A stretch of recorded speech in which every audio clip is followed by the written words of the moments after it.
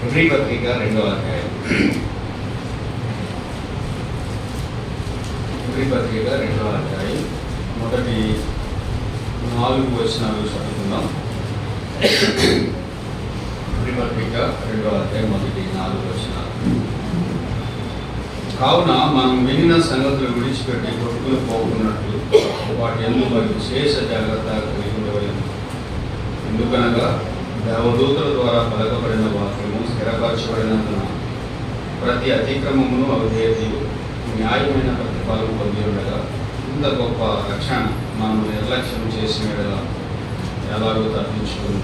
అట్టి రక్షణ ప్రభు బోధించడం చేత ఆరంభమై దేవుడు తన చిత్తానుసారముగా సూచక్రియల చేతను మహత్కార్యుల చేతను నానా విధములైన అద్భుతముల చేతను వివిధములైన పరిశుద్ధాత్మ వరములను అనుగ్రహించడం చేతను వాటితో కూడా సాక్ష్యమించుండగా విని వారి చేత మనకు దృఢపరచబడిన. నేను కూడా చిన్న ప్రార్థన చేస్తాను, ఆ తర్వాత దేవుని మాట్లాడుతున్నాను. పరిశుద్ధుడైన మా దేవ, సర్వాధికారి మా తండ్రి, వందనాలు స్తోత్రాలు. మీ లేఖన వాక్యాలు, మీ గ్రంథము అమూల్యమైనది, మా జీవితానికి చాలినది, మమ్మలను నీతి మార్గంలో నడిపించదగినది. ఆ జీవము గల మాట ఎదుటికి మేము చేరవచ్చాము. నీ దాసుడు అశక్తుడు, నీ శక్తిని నాకు అనుగ్రహించండి, మీ ఆత్మ సహాయాన్ని నాకు దయచేయండి. మీ ప్రజలందరికీ మేలు కలిగించండి, మీ నామాన్ని మహిమపరచుకోండి. యేసు ప్రభు నామం అడిగి వేడుకున్నాం తండ్రి.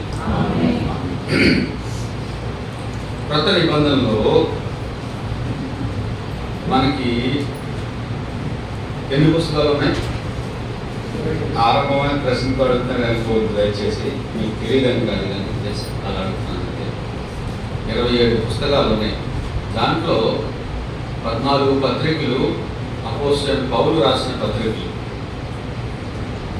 ఇది కూడా పౌలు రాసిన పత్రిక అని మనకు తెలుసు, పైన రాయబడింది కదండి. ఈ ఆరంభం అపోస్తలుడైన పౌలు హెబ్రీయులకు రాసిన పత్రిక. అది ఫిక్స్ అయిపోదమ్మా. చాలా విషయాలు చాలామంది చాలా చెప్తారు, కానీ నేను ఫిక్స్ అయిపోయాను, పైనే రాశాడు కాబట్టి. హెబ్రీ పత్రిక కూడా పౌలే రాశాడని నా ప్రధానమైన నమ్మకం. పౌలు రాసిన పత్రికల్లో 3 చాలా ప్రాముఖ్యమైనవి. అంటే మిగతా ప్రాముఖ్యమైనవి కాదని అర్థం కాదు, కానీ ఇవి చాలా విశేషమైనవి. 1 రోమపత్రిక, 2 గలతీ పత్రిక, 3 హెబ్రీ పత్రిక. ఈ 3 పత్రికలు మనము చాలా జాగ్రత్తగా చదవాలి. రెండోది, ఇవి కొంచెం కష్టమైనవి కూడా. పాత నిబంధన సంబంధమైన లేఖనాలతో మిళితం చేయబడ్డాయి. ఎందుకంటే అపోస్తలుడైన పౌలు ప్రభువు యేసుక్రీస్తు వారి యొక్క ఆయన సువార్త, ఆయన దైవత్వం, ఆయన మానవత్వం, ఈ 3 అంశాలని ఈ 3 పత్రికల్లో చాలా స్పష్టంగా రాశాడు. ఆయన సువార్తను, ఆయన సువార్త శక్తిని, ఆయన సువార్త ప్రభావాన్ని, ఆయన సువార్త మహిమను రోమపత్రికలో రాస్తే, ఆ సువార్త యొక్క అది చెడిపోకుండా ఉండాలి, అది భద్రపరచబడాలి, అది కాపాడబడాలని గలతీ పత్రిక రాశాడు. ఆయన మానవత్వం, ఆయన దైవత్వం, ఈ 2 హెబ్రీ పత్రికలో మిళితం చేసి రాశాడు అనమాట. ఆయన యాజకత్వం. కాబట్టి హెబ్రీ పత్రిక కూడా యేసు ప్రభు యొక్క మానవత్వాన్ని చాలా స్పష్టంగా వివరించే పత్రికల్లో ఒకటి. ఆయన సంపూర్ణ మానవుడు, అదేవిధంగా సంపూర్ణ దేవుడు. కాబట్టి ఈ 2 సత్యాలు ఒక వ్యక్తికి అర్థమైతే ఈ లోకంలో దేవుని స్వభావం మనం కలిగిన వారుగా, మానవ స్వభావం కలిగిన వారుగా దేవుని కొరకు జీవించడానికి ఉపయోగపడతాయి. కాబట్టి ఈ పత్రిక పౌలు రాశాడు. ప్రారంభంగా ఇది హెబ్రీలకు రాసిన పత్రిక, అంటే హెబ్రీ క్రైస్తవులకు రాసిన పత్రిక. దీని యొక్క నేపథ్యాన్ని ఇవన్నీ నేను ఆలోచించాలనుకుంటే ఉన్నాయి 2 వర్తమానాలు కాబట్టి అటు వెళ్ళి సమయాన్ని ఎక్కువ నేను వ్యర్థం చేయాలనుకుంటే, హెబ్రీలకు రాసిన పత్రిక అంటే హెబ్రీ క్రైస్తవులకు రాసిన పత్రిక. టూకీగా మనం మాట్లాడాలంటే ప్రభువు యేసుక్రీస్తునందు విశ్వాసం ఉంచిన ఈ హెబ్రీయులు పాత నిబంధన వాక్య ధర్మశాస్త్ర సంబంధమైన అచనాచారాలు అనుసరించే వీరు క్రీస్తునందున్న ఔన్నత్యాన్ని, గొప్పతనాన్ని, శ్రేష్టమైన అనుభవాల్ని ఎరగలేకున్న కారణాన్ని బట్టి వారు ఏమవుతున్నారంటే మళ్ళా బ్యాక్కి వెళ్ళిపోతున్నారు, మళ్ళా యోధా మతానికి వెళ్ళిపోతున్నారు. మళ్ళా బలులు అర్పణలకు వెళ్ళిపోతున్నారు, మళ్ళా ప్రధాన యాజకుని కిందకు వెళ్ళిపోతున్నారు, మళ్ళా పాత నిబంధనలకు వెళ్ళిపోతున్నారు వీళ్ళందరూ. ఆ కారణాన్ని బట్టి ఈ పత్రిక రాశాడు. ఇది ఒక్క మాట మీరు గుర్తుపెట్టుకుని మొత్తం పత్రిక చదవాలి. ఆరంభంగా ఎవరికి రాయబడింది? హెబ్రీ క్రైస్తవులకు రాయబడింది. హెబ్రీలు కాదు, హెబ్రీ క్రైస్తవులకు రాయబడింది. ఎందుకు రాయబడిందంటే వారు క్రీస్తులో ఉన్న గొప్పతనాన్ని ఎరగని కారణాన్ని బట్టి మళ్ళా బ్యాక్ వెళ్ళిపోతున్నారు. మనలో కూడా చాలా మంది ఉంటారు కదా ఈ దినాల్లో. చాలా మంది అంటే ప్రభు దగ్గరకు వస్తారు, ప్రభు కొరకు జీవిస్తామని మాటిస్తారు, కొంతకాలం జీవిస్తారు, తర్వాత వెళ్ళిపోతారు. కారణం ఏంటి? ఒకటే కారణం, వాడు ఇక్కడ వాస్తవాన్ని ఎరగకపోవడం, అనుభవాన్ని తెలుసుకోకపోవడం. ఏదో ఒక ఉద్వేగపూరితమైన వాతావరణంలోనూ భౌతిక సంబంధమైన ఆశీర్వాదాల కొరకు, ఇహలోక సంబంధమైన ఆశీర్వాదాల కొరకు వస్తారు, కొంతకాలం నిలుస్తారు, తర్వాత ఏమవుతారండి? వెళ్ళిపోతారు. అలాంటి వారు కొంతమంది ఉన్నారు. కానీ అలాంటి వారు వెళ్ళిపోతున్న సందర్భంలో నిజమైన వారు కొంచెం ఏమవుతున్నారంటే ఊరుకున్నారు. నిజంగా ప్రభువుని నమ్ముకున్న వారు, ప్రభువునందు విశ్వాసం ఉంచిన వారు, వారి విశ్వాసం కొంత సడలే అవకాశం కనబడుతుంది. ఆ కారణాన్ని బట్టి ఈ పత్రిక పౌలు రాశాడు అనమాట. ఇది చాలా విశేషమైన పత్రిక. శ్రేష్టత అనే మాట దీని యొక్క అమూల్యమైన ఒక మాటగా మనం గమనిస్తాం. యేసు ప్రభు ఎంత శ్రేష్ఠుడో, పాత నిబంధన గ్రంథంలో వారికి ఉన్న శ్రేష్టమైన వాటి అన్నిటికంటే ఈయన ఎంత శ్రేష్ఠుడో అన్న పాయింట్ పౌలు మొత్తం చివరి వరకు నిరూపిస్తూ వచ్చాడనమాట. దేవాలయం కంటే శ్రేష్ఠుడు. మనం పాట పాడతాం కదండి, పాడతాం కదా. అహరోను కంటే శ్రేష్ఠుడు, మోషే కంటే శ్రేష్ఠుడు, సొలొమోను కంటే శ్రేష్ఠుడు, యోనా కంటే శ్రేష్ఠుడు, దేవాలయం కంటే శ్రేష్ఠుడు. దీన్ని బట్టే రాశారన్నమాట.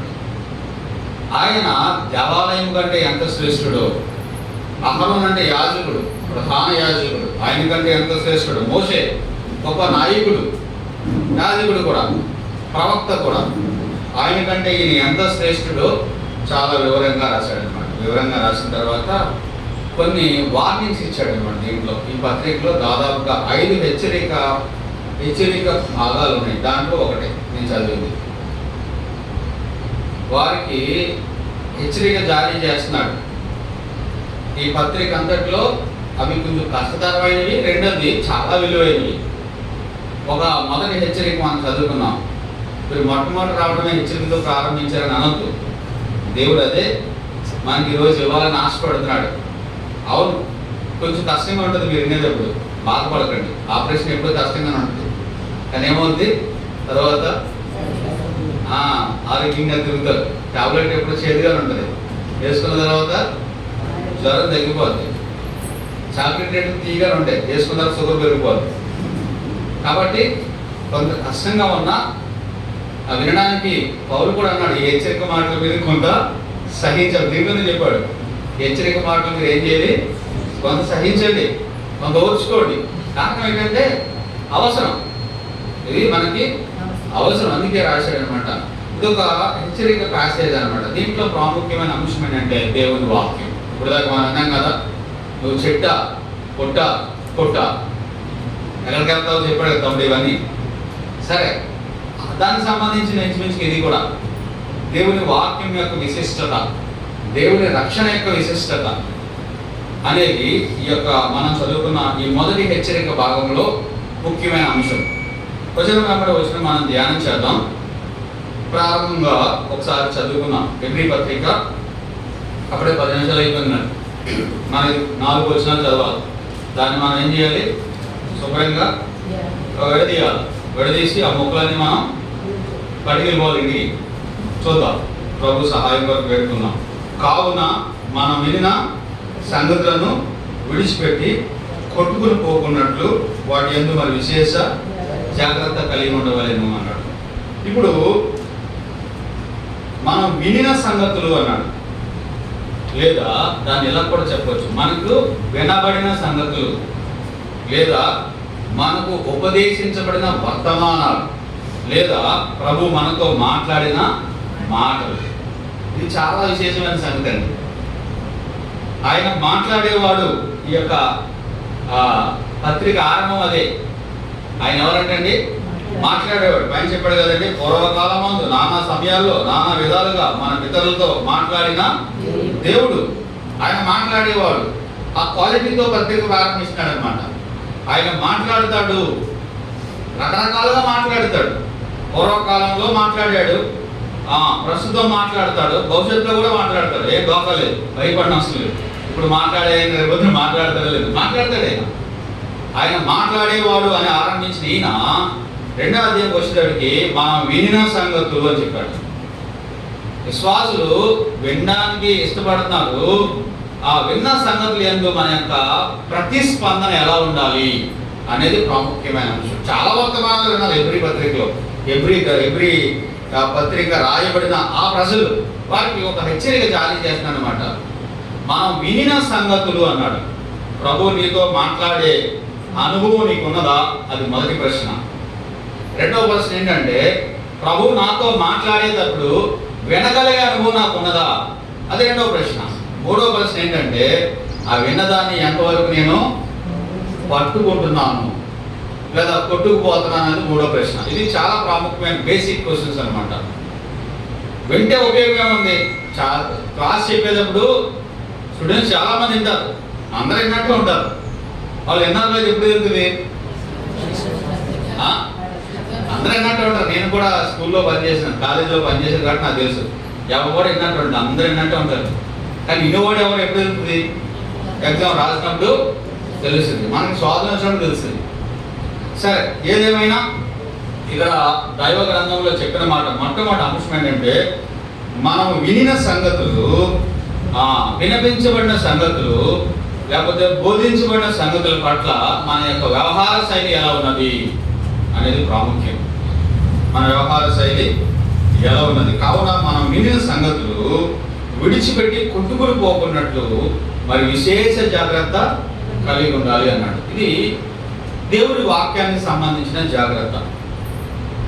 పౌలు చాలా కేర్ఫుల్గా దేవుని ఆత్మతో నింపబడి మీరు జాగ్రత్తగా ఉండవలసిన ఒక అంశం చెప్తున్నాడు. మీరు వినిన సంగతుల యందు విశేష జాగ్రత్త కలిగి ఉండాలి అన్నాడు.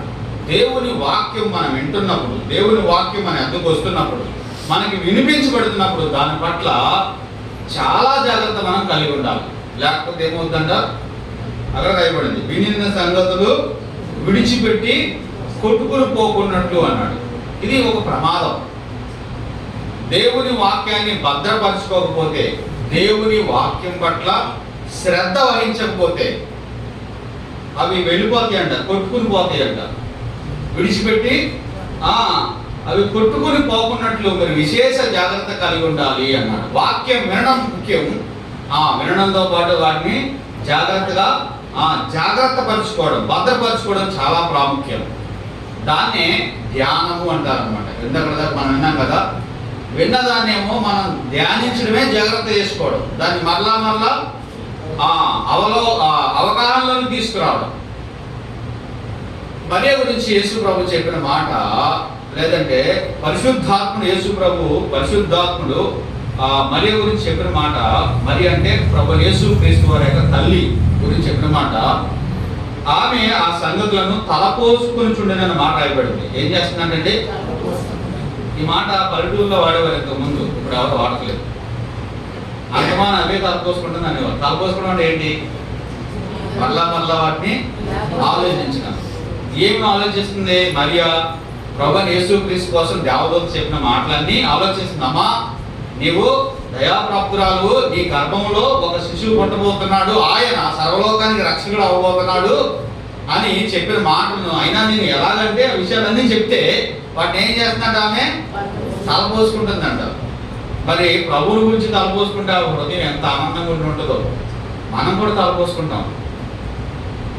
తలపోసుకోమా చాలా చాలా విషయాలు తలపోసుకుని బాధపడిపోతుంటాం అన్నమాట.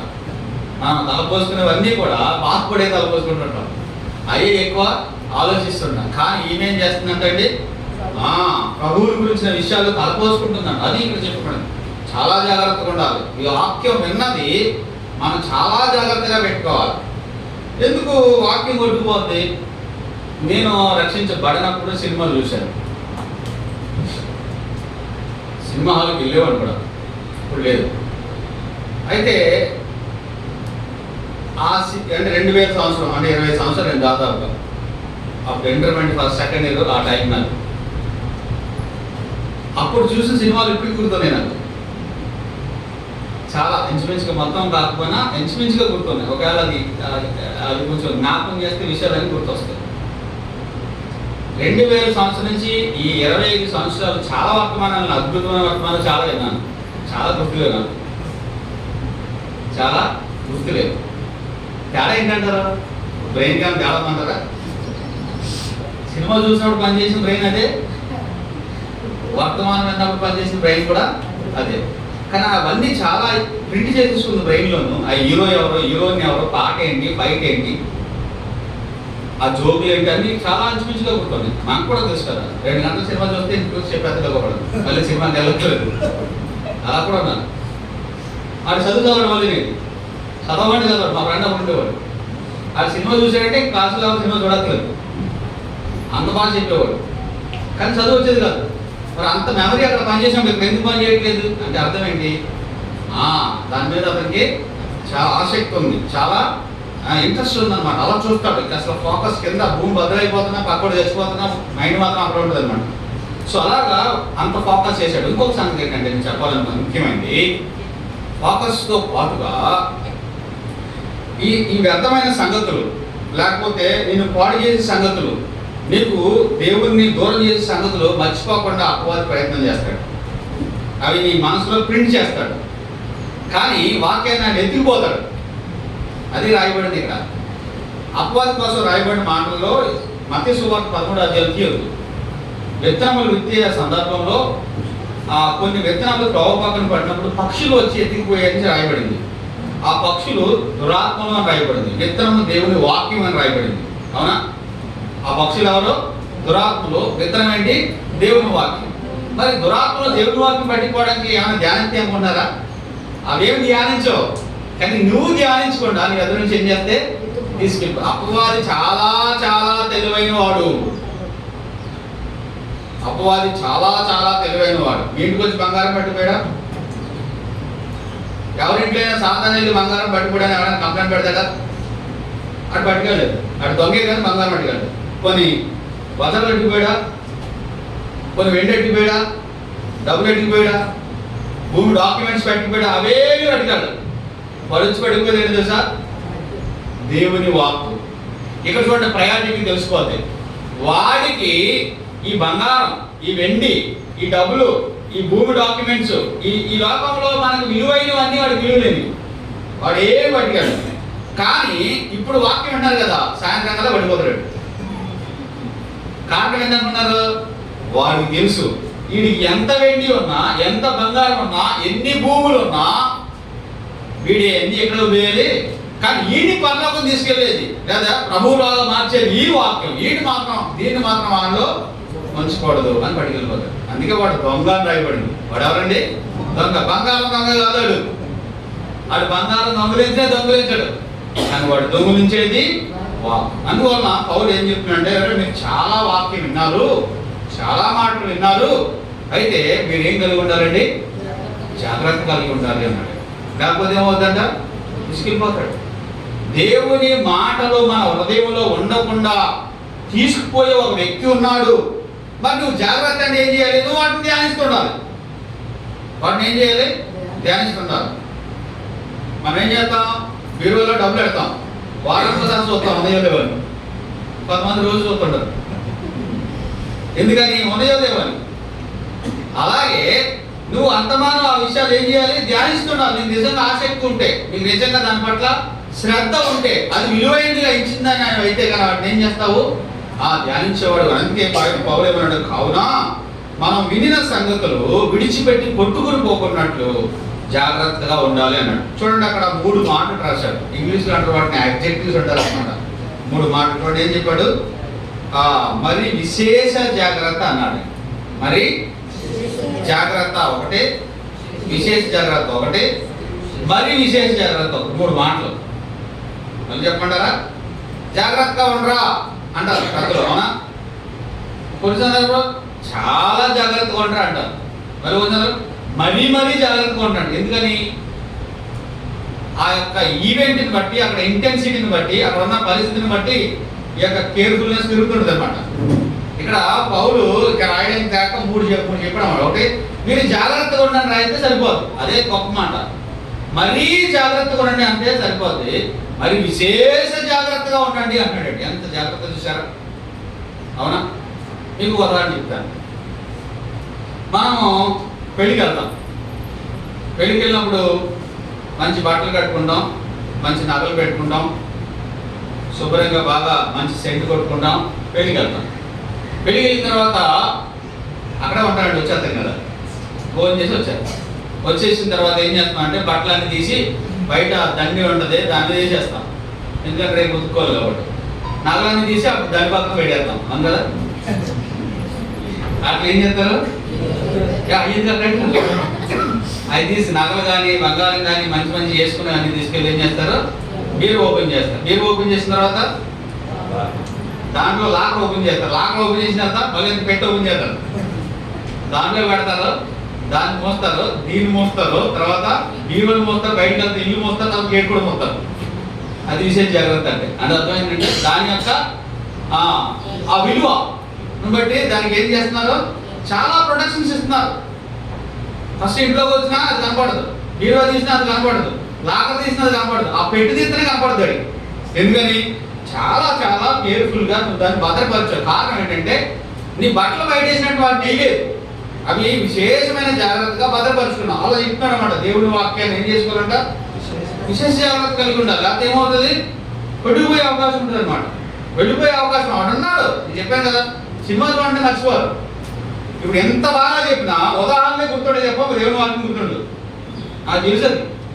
అందరం ఒకే శిక్షలో ఉన్నాం, కానీ మనం ఏం చేయాలి?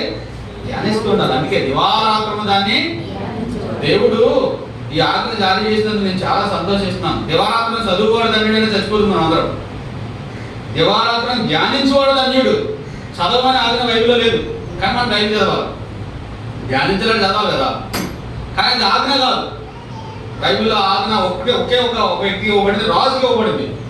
నువ్వు అనుదినము దేవుని గ్రంథాన్ని పఠించాలి. ఎందుకంటే ఆ దినాల్లో గ్రంథం రాసుకుని దగ్గర పెట్టుకోగలిగిన సామర్థ్యము, శక్తి, డబ్బు, బలము, బలగం అందరికీ ఉంది, సామాన్యులు చేయలేరు. ఇప్పుడు అందరూ బైబిల్ కొనుక్కోవచ్చు, ఆ దినాలు అలాంటివి కాదు. అప్పుడు బైబిల్ కొనుక్కోవాలంటే కష్టం. అవన్నీ చర్మపు కాగితాల మీద రాయబడింది. అందుకే దేవుడు అనంత జ్ఞాని కాబట్టి దివారాత్రం మీరు ధ్యానించండి. ధ్యానించడానికి ఎవరైనా ధ్యానించవచ్చు. ఇప్పుడు విన్న మాట రోజంతా ధ్యానించవచ్చు, లేకపోతే జీవితాంతం ధ్యానించవచ్చు. అనుదిన వాటిని జ్ఞాపకం చేసుకోవచ్చు. చదువులేని వారు, చదువున్నవారు, మీరు దేవుని వాక్యాన్ని అనుదినం చదవమన్నారు అనుకోండి, మరి చదువులేని వాళ్ళందరూ ఏమైపోతారు? ఆజ్ఞ పాటించలేదు. పోనీ చాలా కాలం బైబిల్ ముద్రలో రాలేదు, మన చేతికి రాలేదు, చాలా వందల శతాబ్దాలు, మరి అప్పుడు అందరూ ఏమైపోతారు? కష్టం కదా. కాబట్టి దేవుడు అనంత జ్ఞాని కాబట్టి దివారాత్రం దాన్ని ఏం చేయాలంటే ధ్యానించాలి. నిజంగా ధ్యానిస్తున్నారా? చాలా గుర్తుపెట్టుకోండి. మంచం మీద పడుకున్నప్పుడు మనం జ్ఞాపకం చేసుకోవాల్సిన ఏంటి? దేవుని మాటలు. అందుకే మనం వినిన సంగతులు అన్నారు, లేదా మనకి బోధించబడిన సంగతులు, మనకి వినిపించబడిన సంగతులు, ఇది ప్రాక్టీస్ చేయండి. ఆదివారం అన్నది ఆదివారం సాయంత్రం పడుకున్నప్పుడు ఏం చేయాలి? ఆలోచించండి. సోమవారం లేచినప్పుడు ఏం చేయండి? ఆలోచించండి. పదనాంత వద్దులే, మీ పనులు చేసుకోండి. మళ్ళీ నైట్ ఆలోచించండి. అలాగా ఆదివారం నుంచి మళ్ళా శనివారం దాకా ఆలోచించండి. మీ వర్తమానికులు చెమట పట్టేస్తారు. ఎందుకని? మీరు మర్చిపోతారు కాబట్టి మాకు అది ఆయుధం. మీరు కనుక చెప్పిన వర్తమానాన్ని ప్రతి వారంలో 7 రాత్రులు ఆలోచిస్తే, ఉదయం ఆలోచిస్తే కనుక మీకు ప్రింట్ అయిపోద్ది. మళ్ళీసారి మేము ప్రారంభించాలని మీరు చెప్తారు, అప్పుడు మేము మళ్ళీ కొత్త చెప్పాల్సి ఉంటుంది. మాకు ఆ బాధ లేకుండా మీరు మర్చిపోతున్నారు. కానీ ఆలోచించండి. కానీ దేవుని మాటను ఏం చేయాలండి? ధ్యానించాలి, ఆలోచించాలి. అందుకే కావున మీరు వినిన సంగతులు విడిచిపెట్టి కొట్టుకుని పోకున్నట్లు విశేష జాగ్రత్త కలిగి ఉండాలన్న. ఇది కొట్టుకుని పోవడం అనే మాట నీటికి సంబంధించింది అనమాట. దేనికి సంబంధించిందండి? నీటికి సంబంధించింది అనమాట. మీరు కొట్టుకుని పోకుండా ఉండాలి అని ఎందుకు రాస్తున్నాడంటే, ఈ విశ్వాస పయనం అనేది, లేదంటే విశ్వాస జీవితం అనేది దైవ గ్రంథం ఎలా రాయబడిందంటే ఒక వాడ ప్రయాణంగా రాయబడింది. తిమోతి పత్రికలో రాయబడింది. వారు విశ్వాసమైన వాడ బ్రద్దలైపోయిన వారిగా ఉన్నారని రాయబడి. కాబట్టి ఈ విశ్వాస జీవితం అనేది ఒక ఓడ పైన ఉన్నది అనమాట. ఓయేజ్ అంటారు ఇంగ్లీష్లో. ఈ ఓడ మనం ఇక్కడ స్టార్ట్ చేసి ఎక్కడ తీసుకెళ్తుందండి? ఈ లోకమైన సముద్రంలో పయనిస్తూ పయనిస్తూ ఆ గమ్యానికి చేర్చవలసిన ఓడ అనమాట. మరి ఈ ఓడ గమ్యానికి చేరకుండా మధ్యలో కొట్టుకుపోతే చాలా ప్రమాదం కదా. కాబట్టి నీవు కొట్టుకుని పోకుండా ఉండాలంటే విన్నదానికి కట్టుబడి ఉండాలి అని చెప్తున్నాడు అనమాట. వాడ కొట్టుకుని పోకుండా ఉండాలంటే అది ఏమై ఉండాలని కట్టుబడి ఉండాలి. వాడ మీకు కాకినాడ వస్తే చూపిస్తారు, చాలా వాడలు ఉంటాయి, పెద్దగా ఉంటాయి అన్నమాట వాడలు. అవి ఏమి ఒడ్డుకు రావు, దాదాపు 30-40 కిలోమీటర్ల, కనీసం 20 కిలోమీటర్ల లోపల ఉంటాయి. కానీ బయటికి కనబడతాయి, పెద్ద పెద్ద భవనాల్లో కనబడతాయి, పెద్ద పెద్ద వాళ్ళు ఉంటాయి, పెద్ద పెద్ద గాలు వస్తాయి, ఇప్పుడు పెద్ద పెద్ద తుఫాన్లు వస్తాయి. అయినా కానీ అవేమో కథలు. కారణం ఏంటి? దానికి లంగర్ వేస్తారనమాట. ఏమేస్తారు? లంగర్ అని ఉంటుంది అనమాట. అది దాన్ని కిందకి వేస్తారు. అవి ఆ ముళ్ళ కొంకిల్లాగా ఉంటాయి. అది భూమిలోనికి వెళ్ళి అక్కడ ఉన్న రాళ్ళకి కానీ లేకపోతే ఇసుక కానీ ఆనుకుని గట్టిగా పట్టుకున్న కారణం బట్టి ఇది అటు ఇటు వెళ్లకుండా జాగ్రత్తగా ఉంటుంది అనమాట. చాలా జాగ్రత్తగా ఉంటుంది. పెద్ద పెద్ద తుఫాన్లు వచ్చినప్పుడు వాడిని ఆపేస్తారు. అక్కడ వాళ్ళు ఉన్న చోటే రంగులు నింపేస్తారు. అవి కిందకి వెళ్ళిపోతాయి. కిందకి వెళ్ళిపోయి పట్టేసుకుంటాయి బలంగా. ఆ పట్టుకున్నప్పుడు ఈ వాడ కదలకుండా అవి ఏం చేస్తాయంటే 4 పక్కలోని ఈ లంగర్లు కాపాడతాయి. కాబట్టి ఈ విశ్వాసం అనే వాడ బద్దలైపోకుండా ఉండాలంటే ఏవైతే మనకు బోధించబడ్డాయో వాటికి మనం ఏమై ఉండాలండి? కట్టుబడి ఉండాలి. వాటిని మనము అనుసరించేవారు ఉండాలి, వాటిని పట్టుకుని ఉండాలి. లేకపోతే రకరకాల గాళ్ళు ఉన్నాయా? ఈ దినాల్లో ఈజీ అని గాళ్ళు ఇంకెప్పుడు వేయట్లేదు. అన్ని ఎక్కువ శాతం దుర్బోధలే, దేవుని వాక్యానికి సత్యానికి భిన్నమైన బోధలు. ఈ గాల్లో చాలా మంది వెళ్ళిపోతారు. వీళ్ళని గాలి విశ్వాసాలు అంటారు అనమాట. కానీ నువ్వు స్థిరంగా ఉండాలంటే గాలికి ఎగరగొట్టు కొట్టున్న చూసారా? ఇదే మన మేడం శాంట్లో ఉంటుందని కొట్టు, సమయం వచ్చినట్టు వెళ్ళిపోతుంది. కాబట్టి మీరు స్థిరంగా ఉండాలి అని అంటే మీరు కట్టబడి ఉండాలి దేవుని వాక్యానికి. మీరు మాటకి కట్టుబడి అంటారా? ఏదైనా అంటారా? మీరు మాటకే కట్టుబడి ఉంటారంటారు కదా. అలాగా విన్న వాక్యానికి ఏమై ఉండాలి? కట్టుబడి ఉండాలి. దాన్ని ఒక తీర్మానంగా తీసుకోవాలి. మనం దాని కొరకు నేను జీవించాలి, బ్రతకాలి, దాన్ని నేను అనుసరించాలి, ఆచరించాలి. ప్రభువుకు మహిమకరంగా నేను జీవించాలని మనం ఏముండాలి? మన హృదయంలో ఆశ ఉండాలి. సరే, ఒకవేళ వాడ కొట్టుకుపోయింది అనుకోండి, దానికి 2 ప్రమాదాలు ఉంటాయి. ఎన్ని ప్రమాదాలు ఉంటాయి? 2. ఒకటి ఏంటంటే వాడ చాలా పెద్దగా ఉంటుంది. పైకి మీకు కనిపించినంత పైకి ఎంత హైట్ ఉంటుందో కిందకి అంత హైట్ ఉంటుంది వాడ. అంటే అది వాటర్ లా అంటుంది. దానికి ఉన్న వెయిట్ని బట్టి కింద కూడా ఒక పైకి 7 అంతస్తులు ఉంది అనుకోండి, దాదాపుగా కింద కూడా 7 అంతస్తులు ఆ రేంజ్లో ఉంటుంది వాడ.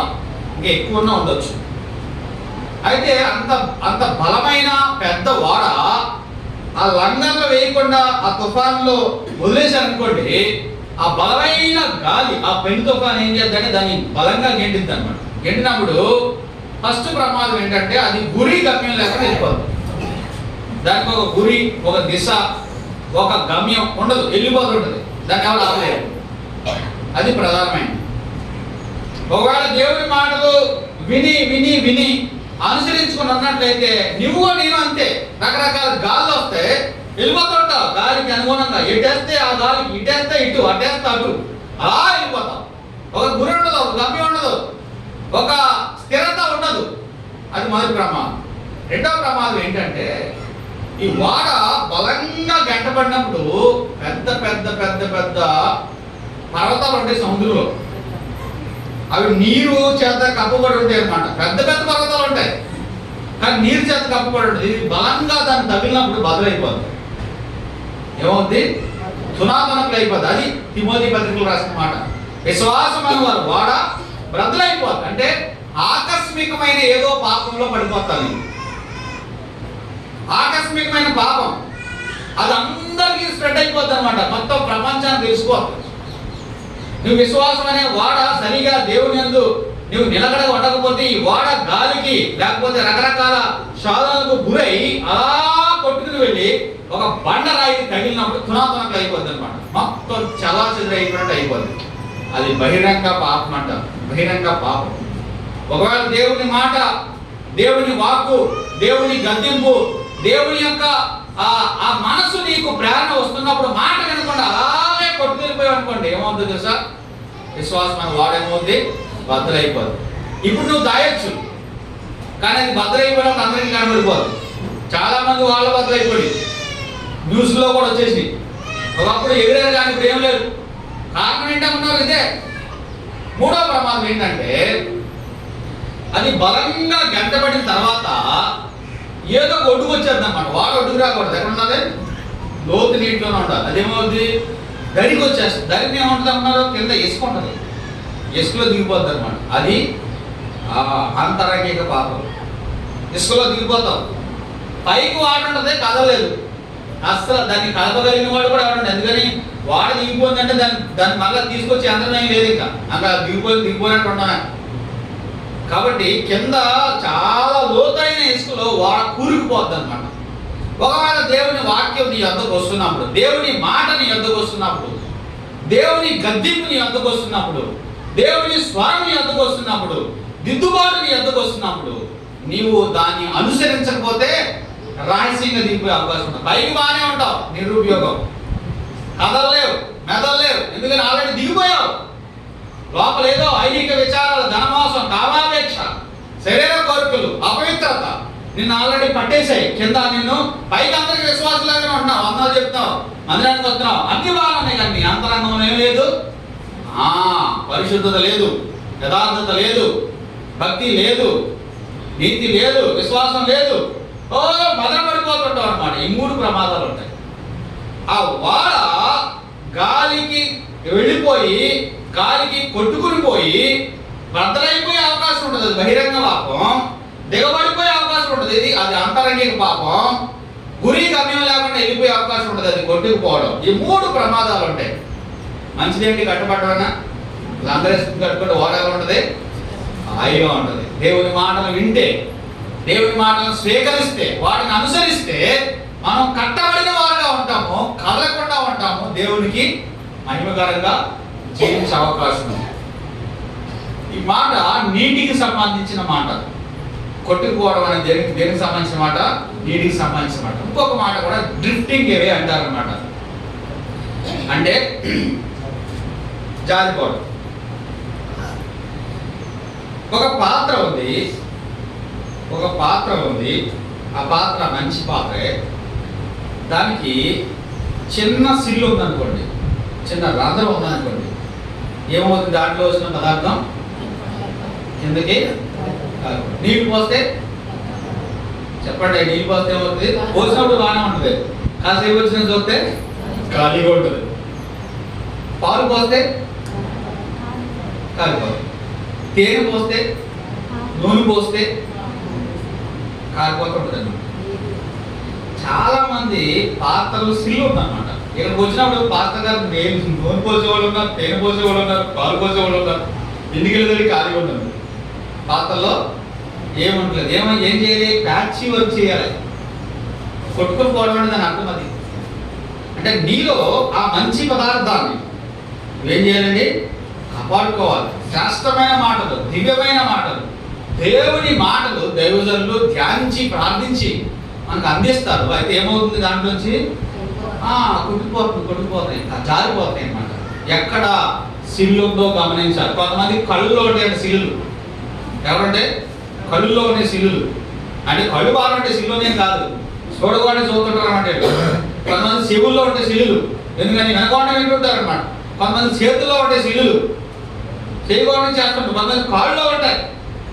నువ్వు ఎక్కడ అజాగ్రత్త వహిస్తే, జాగ్రత్త లేకపోతే ఆ ఏరియా నుంచి ఏమవుతుంది?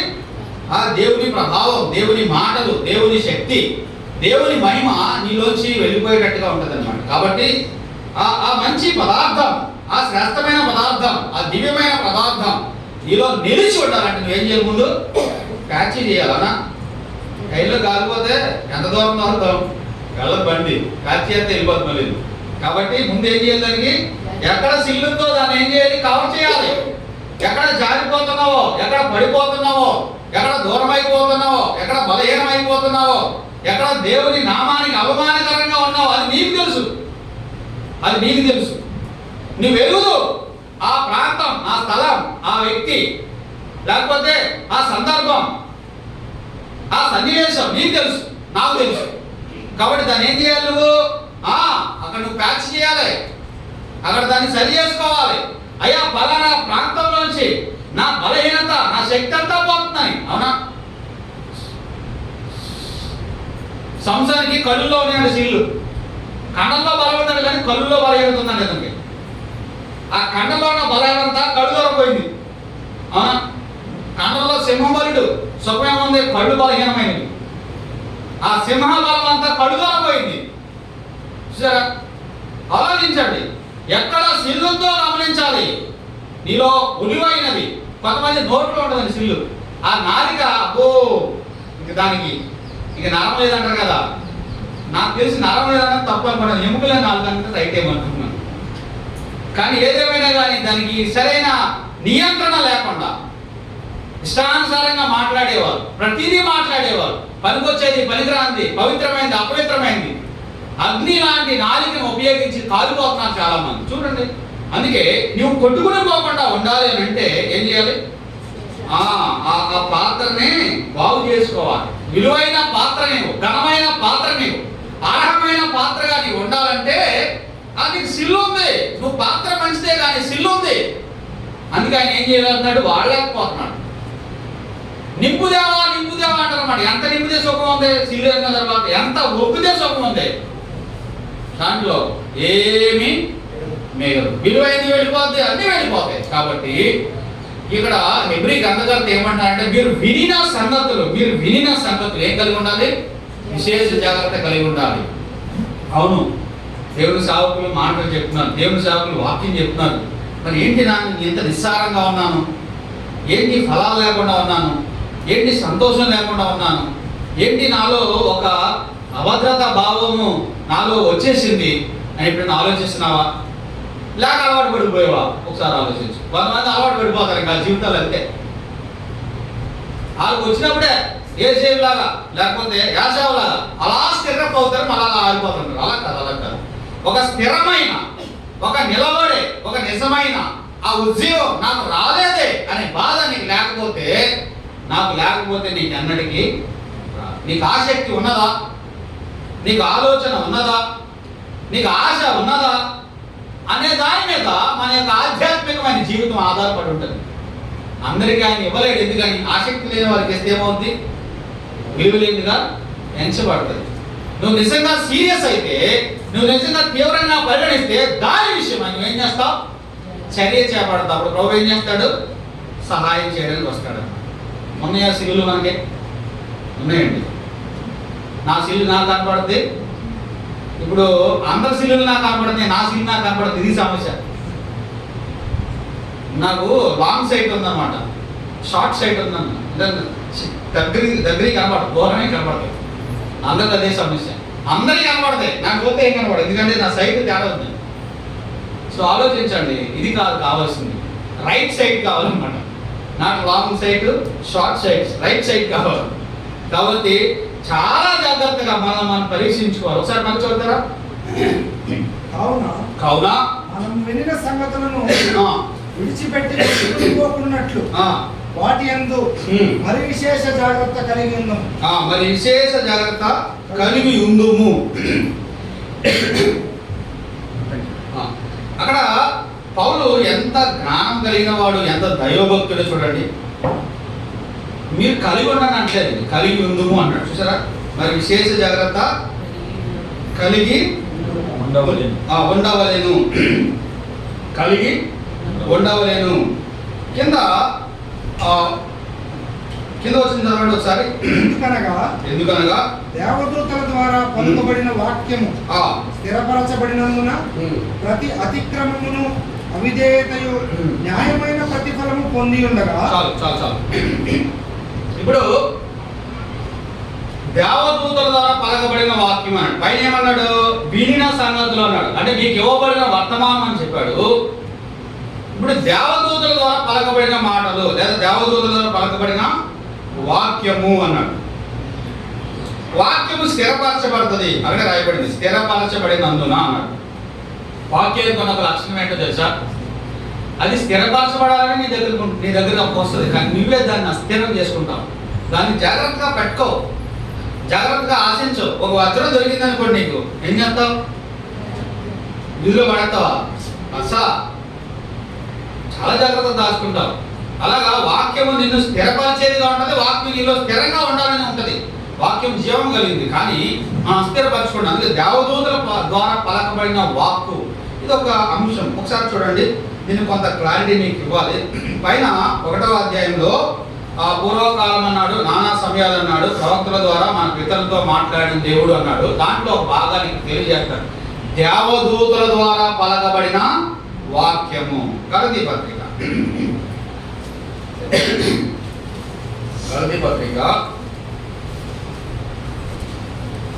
3వ అధ్యాయం 19వ వచనం చదువుతారా? అలాగైతే ధర్మశాస్త్రం ఎందుకు, ఎవరికి ఆ వాగ్దానము చేయబడినో ఆ సంతానం వచ్చే వరకు అది అతిక్రమం బట్టి దానికి తరువాత ఇవ్వబడింది. చూడండి, అది అంటే ధర్మశాస్త్రము, అది అంటే ధర్మశాస్త్రము మధ్యవర్తుల చేత దేవదూతల ద్వారా నియమింపబడెను. అర్థమైనప్పుడు మీకు? అది అంటే ధర్మశాస్త్రం మధ్యవర్తుల ద్వారా దేవదూతల చేత నియమించబడింది. ఓకే, అంటే ధర్మశాస్త్రము దేవదూతల ద్వారా, దేవదూతల మధ్యవర్తిత్వం ద్వారా వచ్చింది. అపోస్తల కార్యాల గ్రంథం. ధర్మశాస్త్రం అంటే పాత నిబంధన, అది నేను మనసులో పెట్టుకోను. 7వ అధ్యాయం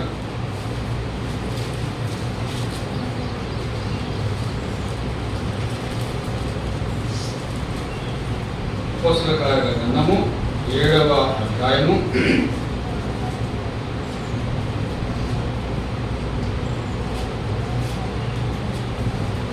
53 చూడండి. 53 దేవదూతల ద్వారా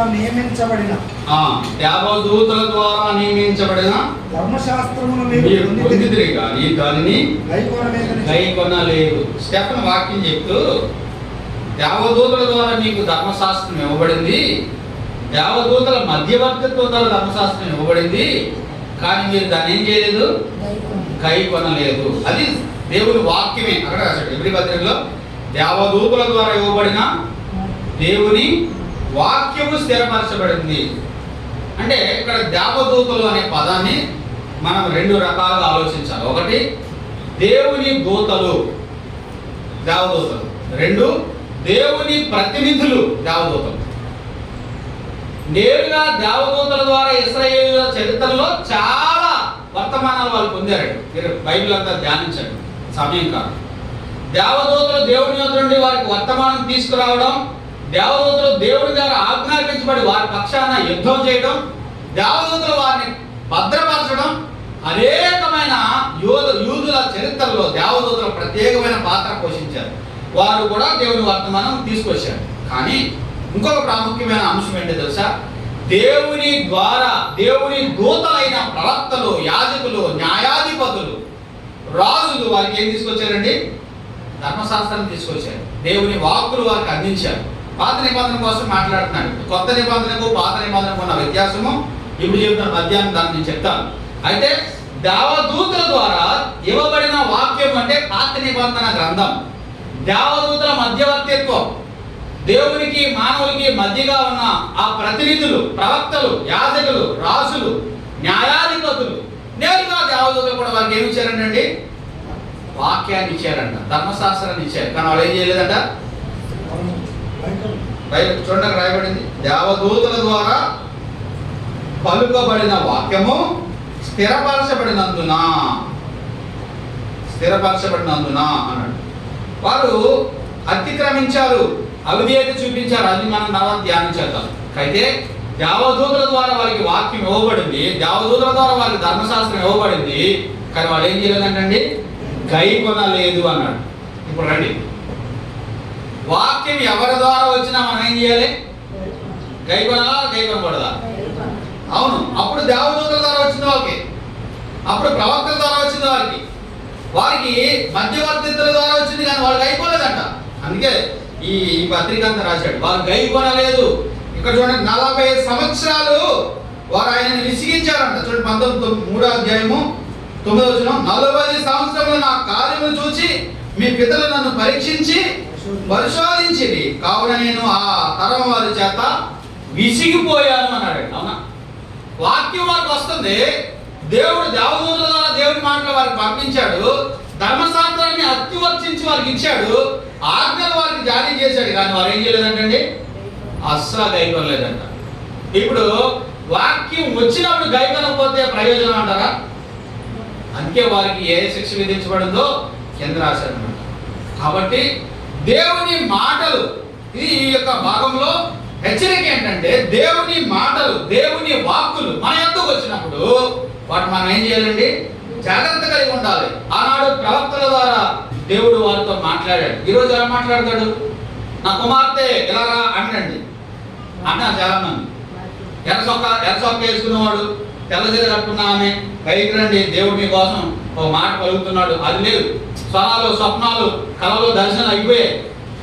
తన కుమారుని ద్వారా మాట్లాడుతున్నాడు. ఇప్పుడు అదే రాశాడు ఇక్కడ.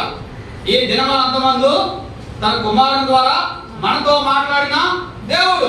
ఇక్కడ గ్రంథం రాసిచ్చాడు దేవుడు. ప్రవచన గ్రంథాన్ని రాసిచ్చాడు. ఈ ప్రవచన వాక్యాన్ని మనం ఏం చేయాలి? ధ్యానించాలి, దాన్ని గైకొనాలి, దాన్ని వినాలి, దాన్ని పఠించాలి. అలాగే మాట్లాడతాడు దేవుడు. ఒకవేళ నీవు దర్శనాలు, కళలు, స్వప్నాలు, స్వరాల మీద ఆధారపడ్డావు అనుకోండి, నేను రాసిస్తాను కావాలంటే తప్పుపోతావు ఏదో ఒక రోజు. అది పాత నిబంధనలో నానా సమయాల్లో నానా విధాలుగా మన పితరులతో మాట్లాడాడు. పితరులతో మాట్లాడిన పద్ధతి అది. కానీ మనతో మాట్లాడే పద్ధతి కుమారుడు. అన్ని ప్రశ్నలకు జవాబు ఎవరంటే యేసుక్రీస్తు అన్నమాట. అది దాని అర్థం. క్రీస్తు ప్రభు జనం నుంచి క్రీస్తు ప్రభు రాకడ వరకు ఆయన వరకు రాయబడిన సంగతులు మనం ధ్యానించడం ద్వారా తండ్రి అయిన దేవుడు మనతో మాట్లాడాలనుకుంటున్నాడు. ఆ కుమారుని సౌశీల్యత, ఆ కుమారుని సౌష్ఠవం, ఆ కుమారుని యొక్క దైవికత, ఆయన స్వరూపం, ఆయన స్వభావం, ఆయన లక్షణాలు మనలో పుణికిపుచ్చుకోవాలని ఆ కుమారుని మనలో రూపించడానికి మనతో మాట్లాడేదే కుమారుని ద్వారా. ఈ దినమంతమందు తన కుమారుని ద్వారా మనతో దేవదూతల ద్వారా మాట్లాడిన ఆ మాటలకే అంత విలువ ఉంటే, మరి కుమారుని ద్వారా మాట్లాడిన దానికి ఎంత విలువ ఉండాలి? అది ఇక్కడ వర్తమానం. దేవదూతల ద్వారా తేబడిన ఆ వర్తమానానికే వారు అవిధేయత, అతిక్రమం చూపిస్తే న్యాయమైన ప్రతిఫలం పొందితే, మరి ఆయన కుమారుడు తీసుకొచ్చిన వర్తమానానికి ఎంత డెన్సిటీ ఉండాలి అనేది వర్తమానం. కాబట్టి ఈ దినాన ఆ సిలువలో మన వరకు రక్తం దాచి చనిపోయి సమాధి చేయబడి సర్వమానవాళి పాప పరిహారార్థమై అమూల్యమైన రక్తాన్ని ధారపోసిన ఆ కుమారుని రక్షణను రక్షణ పొంది ఆ కుమారుని ధ్యానం చేయడం మన జీవితానికి సార్థకత. కాబట్టి ఇది మనం ఆలోచించవలసింది ఎవరి గురించి అంటే ఆ ప్రియ కుమారుని గురించి అన్నమాట. ఆయన జీవన విధానం, ఆయన మాదిరి, ఆయన మాటలు, ఆయన సాక్ష్యం, ఆయన ప్రభావం, ఆయన రాకడ, ఆయన పని మనము ఆలోచించవలసిన వారిగా ఉన్నాం. కాబట్టి దావీదు ద్వారా పాత నిబంధన ఇవ్వబడింది, అది కూడా స్థిరపరచబడింది. కానీ వారు ఏం చేశారంటే దాన్ని పాటించలేదు, దాన్ని కైకొనలేదు. కాబట్టి వారికి న్యాయమైన ప్రతిఫలం పొందింది. దేవుడి మాటలు మన కొరకు దీవించింది కాక మధ్యాహ్నం మళ్ళా మనం ధ్యానం చేద్దాం. అదే అంశాన్ని ఇంకొక భాగం ఉంది, దాన్ని మధ్యాహ్నం ధ్యానం చేద్దాం. తల వంచండి, ప్రార్థన చేద్దాం.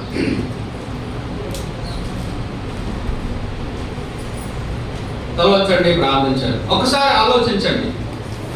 ఎంత ఎక్కువ విన్నామన్నది కాదు, ఎంత విన్నది నాకు అర్థమైంది, నేను గ్రహించాలి, నేను స్థిరపరచబడాలి, నేను దిద్దుకోవాలి, నేను దాన్ని సరి చేసుకోవాలి అని ఆశిస్తున్నామో దాని మీద మన యొక్క తీవ్రత ఆధారపడి ఉంటుంది. నీకు తెలుసు కదా, నాకు తెలుసు కదా, దేవుడి మాట నా ఎద్దుకు వస్తున్నప్పుడు ఇవి నాకే, నావే, నన్నే, నేనే అన్నవాడు బాగుపడతాడు, అన్న ఆమె బాగుపడుతుంది. నా ముఖం కనబడుతుంది, నా హృదయం కనబడుతుంది, నా ఆలోచన కనబడుతున్నాయి, నా పనులు కనబడుతున్నాయి. ప్రభువా, నన్ను మరొకసారి దర్శించు, మరొకసారి దిద్దు, మరొకసారి బాగు చేయి అని రాగావా? అనేక విచారాల్లో, ధనమోసంలో, ఈ ముళ్ళ తుప్పల్లో పడి శోధనకు వెళ్ళిపోతావా? ప్రభు మాటలు విలువైనవి, జాగ్రత్త జాగ్రత్త జాగ్రత్త. అతి జాగ్రత్తగా వాటిని పట్టుకో. నీవు దీవిస్తావు, దీవించబడతావు, జీవిస్తావు. మహిమ నీకు ఇవ్వబడుతుంది. పరిశుద్ధుడా, ప్రేమ కలిగిన ప్రభువా, మీకు వందనాలు. నీ మాటలు విలువైనవి, వాటిని మా జీవితాల్లో మీరు ముద్రించండి. మధ్యాహ్నం కూడికి సిద్ధం చేయండి. మరి ఇద్దరు బలహీనుల ద్వారా పలకబడిన నీ బలమైన మాటకై స్తుతిస్తూ యేసు ప్రభు నామమున అడిగి వేడుకున్నాం తండ్రి. ఆమేన్.